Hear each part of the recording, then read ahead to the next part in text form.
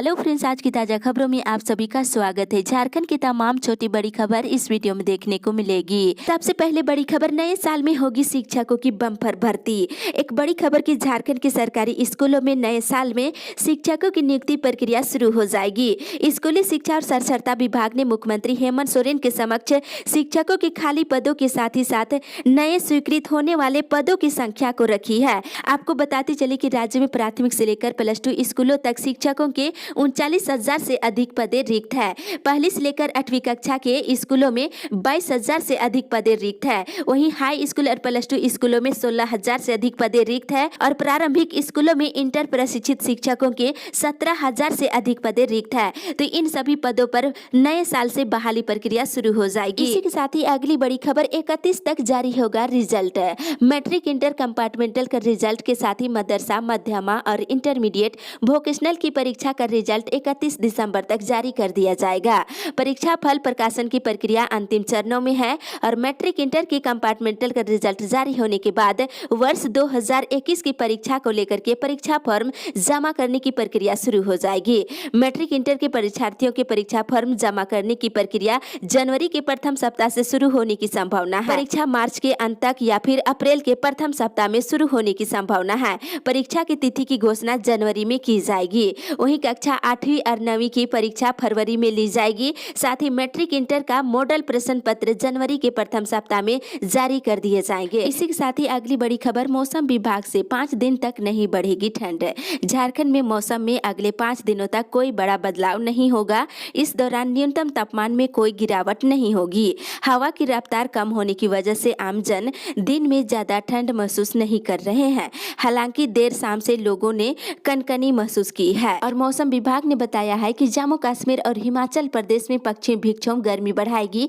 इसके बाद जब वहां से ठंडी हवा का बहाव निचले इलाके में होने लगेगा, तब झारखंड के मौसम में बदलाव संभव हो सकती है। इसी के साथ ही अगली बड़ी खबर, झारखंड कोरोना अपडेट्स। झारखंड पिछले 24 घंटे के दौरान कोरोना के 122 नए मरीज मिले हैं। साथ ही पश्चिमी सिंहभूम जिले से एक और कोरोना मरीज की मौत हो गई है और बोकारो से 6, चतरा से 2, देवघर से 3, धनबाद से 6 और पूर्वी सिंहभूम से 15, गिरिडीह से 1, गोड्डा से 2, गुमला से 3, हजारीबाग से 4, कोडरमा और लातेहार से 2-2, पाकुड़ से 6, पलामू से 10, रामगढ़ से 10, रांची से 53, सिमडेगा से 1 और पश्चिमी सिंहभूम जिले से 6 नए मरीज मिले हैं। इसके साथ ही राज्य में कोरोना मरीजों की संख्या बढ़कर के 1,14,268 हो गई है। इसी के साथ ही अगली बड़ी खबर, पारा शिक्षकों ने दी चेतावनी, 29 को करे अस्थायीकरण की घोषणा, नहीं तो होगा आंदोलन।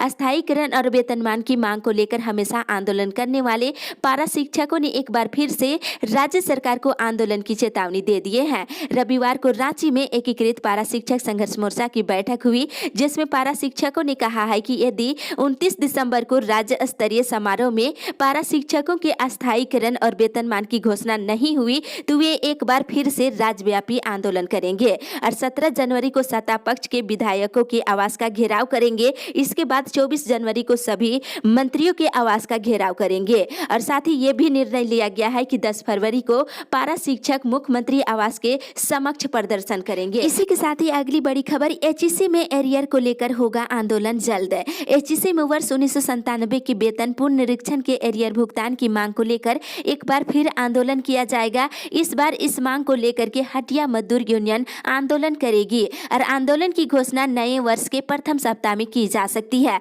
साथ ही इधर सिपाही भर्ती की दूसरी मेधा सूची जारी करने को लेकर अभ्यर्थियों का 28वें दिन आंदोलन जारी रहा। साथ ही बताते चले कि धरने पर बैठे अभ्यर्थियों को शनिवार देर रात बलपूर्वक पुलिसों ने हटा दिया है। इस दौरान अभ्यर्थियों और पुलिस टीम के बीच धक्का मुक्की भी हुई है। साथ ही अभ्यर्थियों को चेतावनी दिया गया है कि अगर दोबारा धरना पर बैठेंगे तो उनके खिलाफ कानूनी कार्रवाई की जाएगी। इसी के साथ ही अगली बड़ी खबर, किसान आंदोलन के समर्थन में नारेबाजी। किसान संगठनों के आह्वान पर ट्रेड यूनियन, छात्र, युवा और महिलाओं के जन संगठनों ने जमकर नारेबाजी किए हैं और साथ ही किसान आंदोलन के समर्थन में ढोल टीन को पीटकर बहुत हुई मन की बात हमें चाहिए, काम की बात और मोदी जी की मन की बात धोखा है का नारा लगाया गया है। वहीं लेखक, कलाकारों और पेंटिंग के माध्यम से किसान आंदोलन के प्रति समर्थन जताया गया है और झारखंड के कई जिलों, मुख्यालयों सहित राजधानी के अल्बर्टेका चौक पर किसान आंदोलन के समर्थन में ये अभियान चलाया गया। इसके माध्यम से कहा गया है कि जैसे जैसे किसान आंदोलन का दायरा बढ़ती जा रही है, भाजपा और उनके नेताओं की बौखलाहट भी बढ़ती जा रही है। इसी के साथ ही अगली बड़ी खबर, असिस्टेंट टाउन प्लानर नियुक्ति के लिए दस्तावेज वेरिफिकेशन 5 जनवरी से।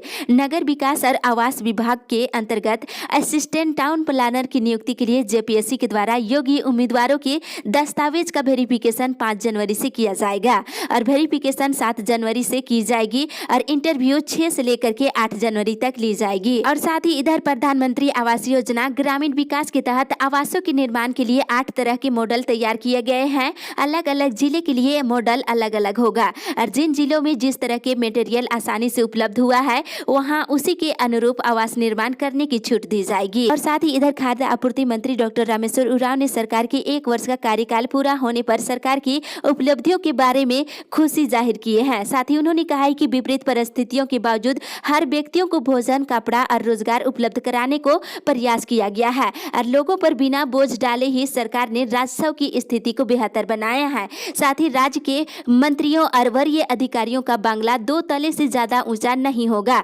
नगर विकास विभाग के सचिव विनय कुमार चौबे ने मुख्यमंत्री हेमंत सोरेन को इसकी जानकारी दिए हैं। इसी के साथ ही अगली बड़ी खबर, गोविंदपुर में पेंशनर समाज की आम सभा। पेंशनर समाज प्रखंड शाखा की आम सभा हुई है। इसमें जिला अध्यक्ष को पत्र लिख करके 1 जनवरी 2016 के पहले सेवानिवृत्त हुए पेंशनर जो पेंशन पुनरीक्षण के लिए विभाग में आवेदन जमा कर चुके हैं, उनका आवेदन महालेखागार रांची और पटना को भेजने के लिए उपायुक्त को पत्र लिखने का आग्रह करने का निर्णय लिया गया है। और वहीं दूसरी ओर धनबाद से दक्षिण भारत जाने वाली एकमात्र ट्रेन एलएपी की बुकिंग शुरू होते ही रविवार को सारी सीटें फुल हो गई है। धनबाद से एलएपी जाने वाली ट्रेन 8 जनवरी को धनबाद से एलएपी के लिए रवाना होगी। इसी के साथ ही अगली बड़ी खबर, निगम और पंचायत चुनाव को टालना गलत है। पूर्व मुख्यमंत्री बाबूलाल मरांडी ने कहा है कि झारखंड में स्थानीय निकाय चुनाव को टालना पूरी तरह से गलत है। ये जनता के साथ छल होगा। रविवार को दुमका से रांची जाने के क्रम में ये सभी बातें कह रहे थे। साथ ही उन्होंने कहा कि धनबाद सहित कुछ स्थानों पर नगर निगम और पूरे राज्य में पंचायत चुनाव को टालना गलत है। सरकार सारा अधिकार अपने पास रखना चाहती है। पंचायत नगर निकाय चुनाव को टालना जनता को उनके अधिकार से वंचित करने जैसा है। भाजपा इसको लेकर के 16 दिसंबर से ही आंदोलन शुरू कर चुकी है। आंदोलन को और तेज किया जाएगा। इसी के साथ ही अगली बड़ी खबर, गुमला जिले की बसिया और सिसई सड़क नए साल में बनने की उम्मीद है। बसिया और सिसई प्रखंड की सड़क अभी तक नहीं बनी है, जबकि विधायक जिंगा सुसारन हेरो ने जनता से वादा किए थे कि चुनाव जीतते ही सड़क बना देंगे। लेकिन सरकार का 1 साल पूरा होने को है, लेकिन अभी तक सड़कें नहीं बनी है। जबकि बसिया और सिसई प्रखंड के लिए ये सड़क लाइफलाइन है और 50,000 से अधिक आबादी इस सड़क से होकर गुजरते हैं। और सड़क निर्माण की जो स्थिति है, अब नए साल 2021 में सड़क बनने की उम्मीद है। फिलहाल अधूरे 6 हाई लेवल पुल पर काम हो रही है, परंतु काम जो है बहुत धीमी रफ्तार से आगे बढ़ रही है। इसी के साथ ही अगली बड़ी खबर, सामूहिक बीमा योजना लागू करे सरकार। बार काउंसिल की ओर से झारखंड में दिल्ली की तरह ही अधिवक्ताओं के लिए सामूहिक बीमा योजना लागू करने की मांग की जा रही है और राज्य सरकार की ओर से कल्याणकारी योजनाओं के लिए बार काउंसिल को आर्थिक सहायता उपलब्ध कराई जाए। इसके लिए राज्य बजट में 100 करोड़ रुपए का प्रावधान करने की मांग की जा रही है और इसी तरह की व्यवस्था देश के कई राज्यों में लागू है, तो झारखंड में भी लागू करने की मांग है। और इस संबंध में विगत दिनों राज्यपाल और मुख्यमंत्री को बार काउंसिल के द्वारा पत्र भी भेज दिया गया है। अगली बड़ी खबर, 50 बेड की व्यवस्था लेकिन गरीबों को नहीं है इसका पता। बताते चले कि इधर हजारीबाग नगर निगम की ओर से ठंड को देखते हुए आश्रय गृह में सभी तरह की सुविधाएं दी जा रही है। टैक्सी स्टैंड आश्रय गृह में गरीबों को रात बिताने की मुकल्लत व्यवस्था की गई है। यहां आधार कार्ड के साथ पहुंचे लोगों को निःशुल्क रात गुजारने की इजाजत दी जाती है। साथ ही इधर हजारीबाग जिले के कैप्शन फैसिलिटी मैनेजमेंट की ओर से कौशल विकास योजना के तहत निजी सुरक्षा जवानों की भर्ती 28 दिसंबर से शुरू हो रही है। चयनित युवाओं को 1 महीने का निःशुल्क प्रशिक्षण कौशल विकास विभाग के तहत दिया जाएगा। भर्ती अधिकारी राजेंद्र तिवारी ने बताया है कि 28 दिसंबर को बिशुनगढ़ थाना परिसर में बहाली होगी। जिले में निजी सुरक्षा जवानों की बहाली शुरू हो रही है। डिस्क्रिप्शन में फेसबुक का लिंक दिया हुआ है, आप उसमें जाकर के चेक कर लीजिएगा कि किस प्रखंड में किस तारीख को बहाली होगी। इसी के साथ ही अगली बड़ी खबर, कोल्ड स्टोरेज बन जाता तो किसानों को होती सहूलियत। लोहरदगा जिले को कृषि प्रधान जिला कहा जाता है और जिले के किसान बड़ी संख्या में सब्जियों की खेती करते हैं और लोहरदगा से प्रतिदिन लगभग 5 ट्रक से अधिक सब्जियां दूसरे जिले या राज्यों भेजी जाती है। यहाँ के किसान सब्जी की खेती में बहुत बहुत आगे हैं। अब तो आधुनिक तरीके से लोहरदगा जिले में खेती शुरू हो गई है। लेकिन सबसे बड़ी बात यह है कि लोहरदगा जिले के किसानों की सुध लेने वाला कोई नहीं है। स्थिति ये है कि लोहरदगा जिले में एक भी कोल्ड स्टोरेज नहीं है। किसान परेशान रहते हैं, उन्हें अपने उत्पाद को रखने के लिए रांची जाना पड़ता है। अधिकारियों से कई बार गुहार लगाया जा चुका है कि कोल्ड स्टोरेज लोहरदगा जिला में बनाया जाए, लेकिन अभी तक जो है देखा जाए तो सिर्फ आश्वासन का घोट पिलाई जा रही है। कोल्ड स्टोरेज की व्यवस्था नहीं की गई है। इसके साथ ही अगली बड़ी खबर, कंप्यूटर ऑपरेटर और जेई के अवधि विस्तार पर निर्णय जल्द।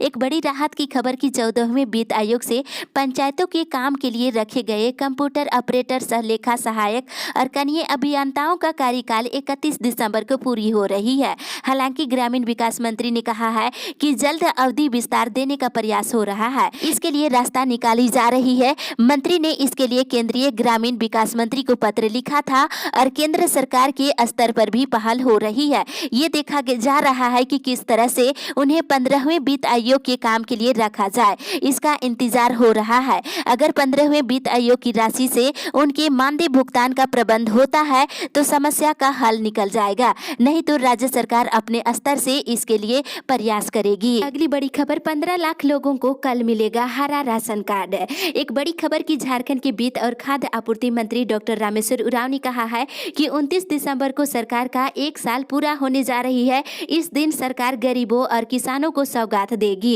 29 दिसंबर को राजधानी के मोराबादी मैदान में आयोजित होने वाले मुख्य समारोह में किसानों को 50,000 रुपये तक की कर्ज माफी का लाभ देने की योजना शुरू होने के साथ ही 15 लाख परिवारों को हरा राशन कार्ड उपलब्ध कराया जाएगा। इसके साथ ही जन वितरण प्रणाली की दुकानों के माध्यमों से गरीबों को धोती, साड़ी और लुंगी देने की योजना शुरू की जाएगी। इसके अलावा मनरेगा के तर्ज पर शहरी क्षेत्र के मजदूरों के लिए राज्य सरकार नई योजना की शुरुआत करने जा रही है। 15 लाख परिवारों को हरा राशन कार्ड देकर राज्य सरकार अपने माध्यम से अनाज उपलब्ध कराएगी। 29 दिसंबर को सांकेतिक रूप से राशन कार्ड वितरण का काम शुरू करने के साथ ही जनवरी महीने से राज्य सरकार विभिन्न तरह के राशन कार्डधारियों के साथ ही हरा राशन कार्ड के माध्यम से भी अनाज उपलब्ध कराने की प्रक्रिया शुरू कर देगी। इसी के साथ ही अगली बड़ी खबर, पिछड़ों को 50% तक मिले आरक्षण। रांची के पूर्व सांसद रामटहल चौधरी ने सरकार से पिछड़ों के लिए 36 से लेकर 50% तक आरक्षण देने की मांग की है। उन्होंने कहा है कि इस अनुशंसा को जल्द से जल्द लागू किया जाना चाहिए। उन्होंने रविवार को कोकर स्थित ग्रैंड ओकेजन सभागार में प्रेस कॉन्फ्रेंस में बोल रहे थे। इसके साथ ही अगली बड़ी खबर, डीएल और आरसी 31 तक वैध है। बताते चले कि महामारी के दौरान लोगों को सहूलियत देने के लिए सरकार ने ड्राइविंग लाइसेंस और वाहन रजिस्ट्रेशन की नवीनीकरण में छूट दे दी है। सड़क परिवहन राजमार्ग मंत्रालय ने रविवार को ड्राइविंग लाइसेंस समेत वाहनों से जुड़े अन्य दस्तावेजों की वैधता 31 मार्च 2021 तक के लिए बढ़ाने का ऐलान कर दिया है। इसी के साथ ही अगली बड़ी खबर, कंपनी कर्मचारियों की ग्रेजुएटी से वसूल सकती है राशि। कंपनियां किसी कर्मचारियों से तय सीमा से अधिक राशि खर्च होने पर या उस पर बकाया होने पर ग्रेजुएटी से वसूली की जा सकती है। सुप्रीम कोर्ट के 3 न्यायाधीशों की पीठ ने स्टील अथॉरिटी ऑफ इंडिया से जुड़े एक मामले में ये फैसला सुनाया है। सुनवाई के दौरान कोर्ट ने कहा है कि यदि किसी कर्मचारियों ने तय समय से अधिक समय तक आवास अपने पास रखा है तो उस स्थिति में किराया और जुर्माना दोनों वसूलने का हक कंपनी को है। साथ ही आपको जानकारी होगा कि इससे पहले सुप्रीम कोर्ट की एक डिवीजन बेंच ने वर्ष 2017 में ऐसे मामले में कंपनी को हिदायत देते हुए कर्मचारियों की ग्रेजुएटी पर रोक हटाने और जारी रखने का निर्देश दिया था। इसी के साथ ही अगली बड़ी खबर, 31 दिसंबर तक चालू हो जाएगा विजयपुर और भुरभुरी का पुल। दुमका जिले के 2 क्षतिग्रस्त पुल विजयपुर पुल और भुरभुरी पुल के मरम्मत का काम लगभग पूरा हो चुका है। 31 दिसंबर तक दोनों पुल का आवागमन के लिए चालू कर दिया जाएगा। ये जानकारी पथ निर्माण विभाग के कार्यपालक अभियंता सत्येंद्र प्रसाद सिंह ने बताया है कि 29 दिसंबर को दोनों ही पुल को चालू करने का प्रयास है। इसी के साथ ही अगली बड़ी खबर, भारत में ऑक्सफोर्ड की वैक्सीन को सबसे पहले मंजूरी की उम्मीद। कोरोना के खिलाफ जंग में देश को जल्द ही टीके के रूप में हथियार मिलने वाला है। अभी तक के संकेत बताते हैं कि भारत में सबसे पहले आपात प्रयोग की स्वीकृति ऑक्सफोर्ड एस्ट्राजेनेका के टीके को मिल सकती है। चलते आपको बता दें, झारखंड में नदियों के किनारे पौधारोपण की योजना की तैयारी। राज्य में एक बार फिर से नदियों के किनारे बड़े स्तर पर पौधारोपण की योजना बनाई गई है। अब तक 11 नदियों के चयन कर लिया गया है। इन नदियों के उद्गम स्थल से लेकर के इनके तट तटीय इलाकों में बड़े पैमाने पर पौधारोपण किया जाएगा। इस अपडेट में बस इतना ही। आगे की खबर के लिए आप हमारे साथ बने रहे।